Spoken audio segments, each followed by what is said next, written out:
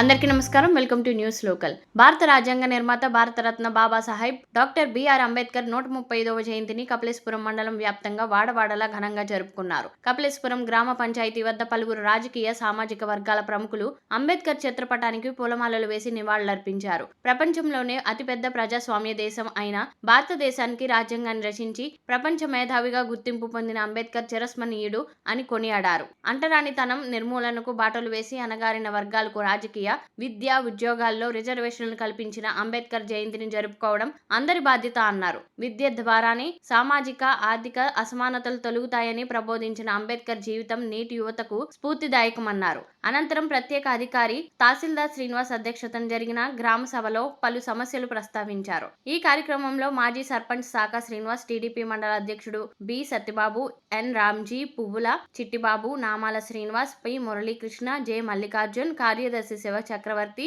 సచివాలయం సిబ్బంది, అంగన్వాడీ కార్యకర్తలు, వీఆర్ఓలు తదితరులు పాల్గొన్నారు.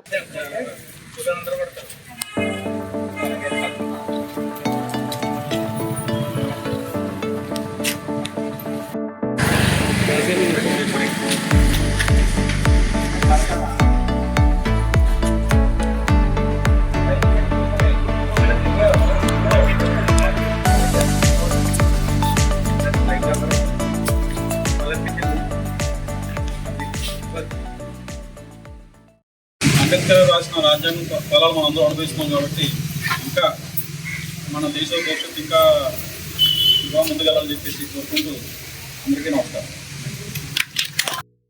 కూర్చున్న వ్యక్తి గురించి ఇవాళ దేశం అంతా ప్రపంచం అంతా జరుపుకుంటుందంటే ఆయన ఈ సమాజానికి దేశానికి చేయని సేవను గుర్తించి మరి ఇటువంటి మహానుభావుల యొక్క త్యాగాల గురించి మనం నిరంతరం ప్రజల్లో తీసుకెళ్లాలి.